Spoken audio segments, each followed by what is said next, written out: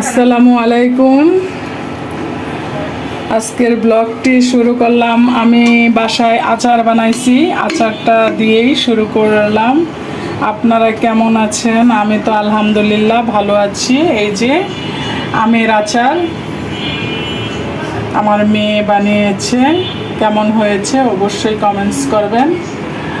আর এখানে আলুর পরোটা বানানো হচ্ছে। এখানে বানিয়ে রাখছিল অনেক আগে, কারণ এটা একসাথে লেগে গেছে একটার সাথে আর একটা। আমরা আসলে বুঝতে পারিনি, সবগুলি পরোটা একসাথে রেখে দিছিল বানিয়ে, বাক্সে পরে মানে বেজে নিব, কিন্তু এখন দেখি যেন মানে একদম মিশে গেছে একসাথে। এখন আবার নতুন করে বানাচ্ছে।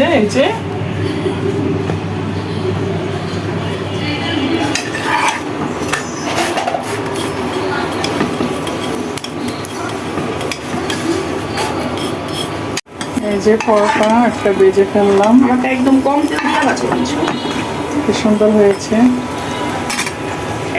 আর একটা পরোটা দিচ্ছি এটার উপরে। বেশি তেল খাওয়া যাবে না, বেশি তেল স্বাস্থ্যের জন্য ক্ষতিকারক, হানিকারক। হানিকারক, বেশি তেল খাওয়া যাবে না। তেল যত কম খাবেন তত বেশি সুস্থ থাকবেন, তাই চেষ্টা করবেন সবসময় তেল কম খেতে। আমরা আগে অনেক পরিমাণে পরোটা খাইতাম। আমার মেয়েরা পরোটা ছাড়া তারা মানে কখনো রুটি খায়, সাদা রুটি মানে খেতই না। তারপরে মানে আমিও তাদের সাথে সাথে আমিও পরোটা খাইতাম। আমার কাছে মনে হয়তো সাদা রুটি একদম অপছন্দ লাগতো, খাইতে ভালো লাগতো না। এই যে গাইস দেখেন আলুর পরোটা। আমার ছেলের অনেক দিন ধরে আবদার করতেছে, আম্মু তুমি আমাকে পরোটা বানা দাও, আলুর পরোটা আলুর পরোটা।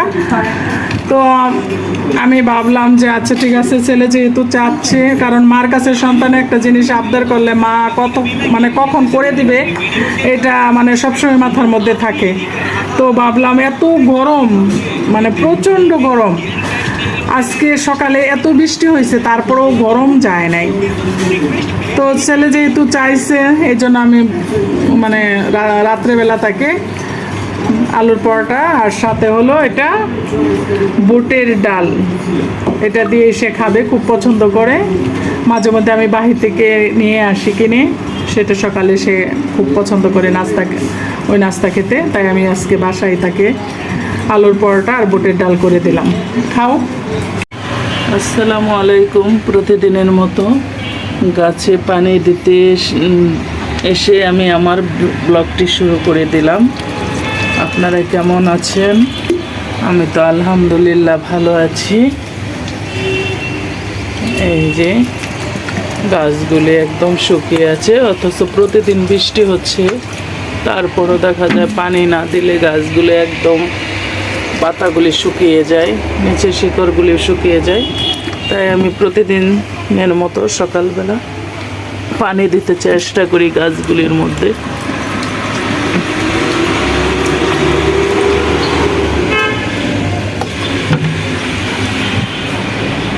আর সবাইকে সকালে তাজা তাজা ফুলের শুভেচ্ছা জানাই। এই দেখেন আমার গাছের ফুল, রক্ত জবা। আর ওই যে দেখা যাচ্ছে বাগান বিলাস ফুল ঝরে আবার ঝরে আবার দেখা যায় মানে ফুটে আবার ঝরে যায়, সরি কি বলি, এরকম ফুল অনেক আসে আবার ঝরে যায়। আমার ছেলে ঘুম থেকে উঠে গেছে, এখন আমি স্কুলে যাব। ছেলেকে নিয়ে সব কিছু গুছিয়ে নিতেছি। দেখেন কি বাতাস, প্রচন্ড বাতাস, একদম অন্ধকার। এখন 9টার মতো বাজে, মনে হচ্ছে অনেক সকাল ভোর, এরকম অন্ধকার। সবাই ঘুমাচ্ছে, আমি ছেলেকে স্কুলে দিয়ে আসলাম, একদম অন্ধকার। গাইস এই যে আচারের আসল লোক, এখন আমি এটা বয়মের মধ্যে রেখে দিচ্ছি।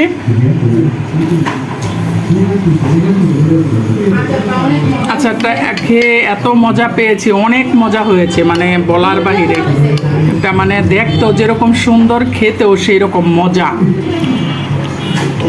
আরও আচার দিব, আপনাদেরকে অবশ্যই শেয়ার করব, কারণ আমরা ময়মনসিংহের লোক, আচার ভালো দিতে পারি না, তারপরেও ট্রাই করি। দেখছি যে আমি পরোটা দিয়ে, এটা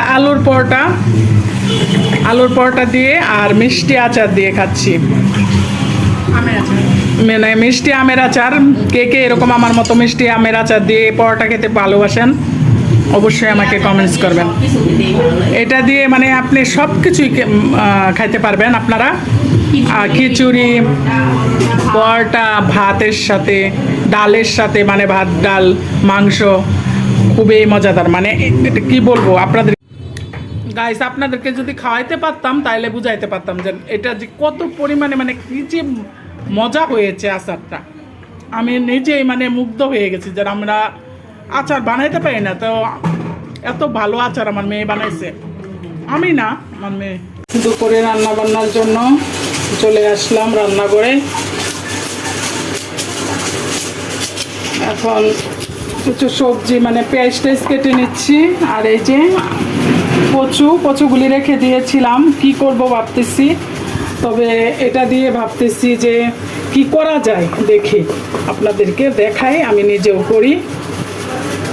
কি করব মাথায় কি প্ল্যান আসে দেখি। কচুগুলি ফালাইতে ইচ্ছে করতেছে না, কারণ অনেক দাম দিয়ে কচুটা কিনেছিলাম।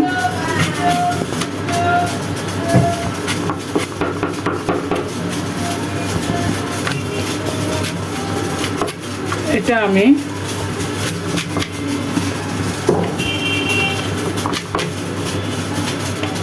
কি করব বলেন তো? আমি একটা কিছু তো অবশ্যই করব।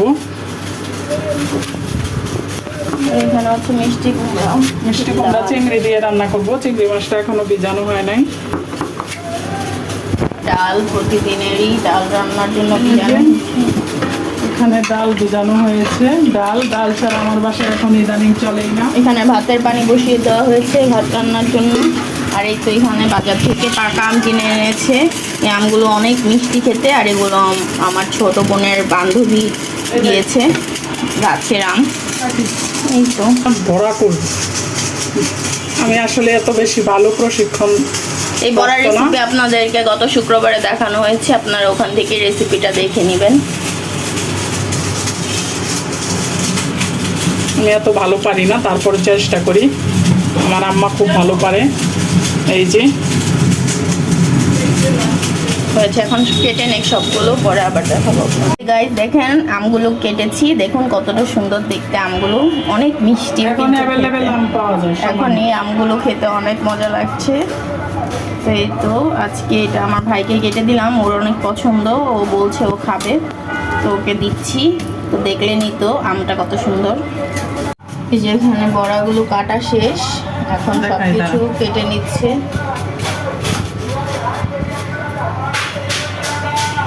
এই দেখেন গাইস, এই যে আমার হয়ে গেছে। এটা হচ্ছে টক আমের আচার। টক আমের আচার করবো বোম্বাই মরিচ দিয়ে। সেখানে আমটাকে ভালো করে ধুয়ে এটাকে শুকিয়ে নিয়েছি। এবার এটার মধ্যে হচ্ছে আমি দিব স্বাদ মতো লবণ। 2 ঘন্টা রোদ লাগাবো। পরে এখানে 5 ফোড়ন, তারপরে হচ্ছে সরিষা সব দিয়ে, শুকনো মরিচ দিয়ে গুঁড়া করে রেখেছি। ঝাল আচার হবে তো খিচুড়ির সাথে খাওয়ার, এর জন্য একটু মরিচ। এবার দিচ্ছি,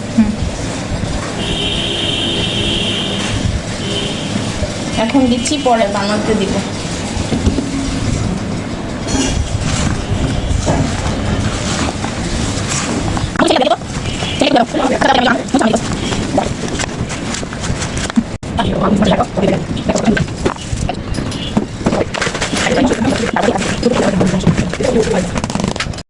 এই যে নিচে গিয়েছিলাম, লোক নিয়ে আসছে পেঁয়াজ। আমি এখানে 5-7 কেজি পেঁয়াজ নিয়ে আসছি। পেঁয়াজগুলোকে ভালোভাবে আমি আলাদা করে বেছে নিচ্ছি। দেখেন কত পেঁয়াজ, মানে বেশি ভালো না, অনেক পেঁয়াজ দেখা যায় নষ্ট, এগুলো আলাদা করেছি। আর আদা এনেছি, আদার দাম বেড়ে গেছে। আগে ছিল 130 টাকা কেজি, আর আমি আজকে আনছি 260 টাকা কেজিতে, সরি 360 টাকা কেজি আনছি দেশি রসুন। আসলে এই রসুনগুলি বাঁচতে কষ্ট কিন্তু খেতে খুবই মজা। এই যে এখানে 2 কেজি, 1 কেজি না 2 কেজি রসুন নিয়ে আসলাম। এটি খালি মানে উপরে শুকলা ফালায়া পানিতে ভিজিয়ে রাখবো, কষলিয়ে পরে ওই ব্লেন্ডার করে ফেলবো।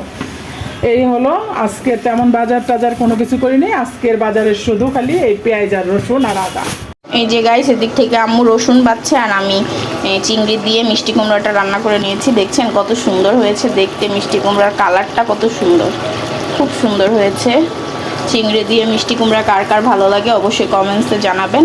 এখানে হচ্ছে ডালটা দিয়ে দিব, তারপর মুরগি আর রান্না হবে বড়া, তাহলেই শেষ হয়ে যাবে। যে এখানে রসুন নিয়ে বসেছে, রসুন বাচ্ছে বলে রান্না করতে পারছে না, আমি রান্নাটা করে দিচ্ছি। যে গাইস, এখানে মুরগির মাংসটা বসিয়ে দিয়েছি।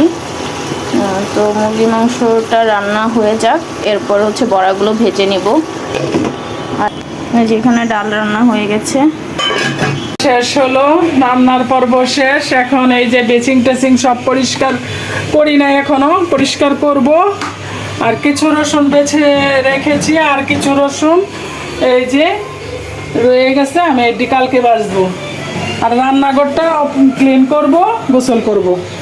ভিডিওটা, পুরো ভিডিওটা না টেনে অবশ্যই দেখে যাবেন। এই যে এখানে হচ্ছে বড়াগুলো ভেজে নিচ্ছি। বড়াগুলো হলে আজকের মতো রান্না শেষ হয়ে যাবে। তা আম্মু হচ্ছে গোসলে চলে গেছে, আমি রান্নাটা শেষ করে মানে আজকে সব রান্না আমি শেষ করে ফেললাম। আম্মু আপনাদের সাথে বেশি একটা কিছু বলতে পারে নাই, কারণ অনেক ব্যস্ততার মধ্যে দিয়ে আজকে দিন গিয়েছে। তো পরের ভিডিওতে সব আম্মু আপনাদেরকে শেয়ার করবে।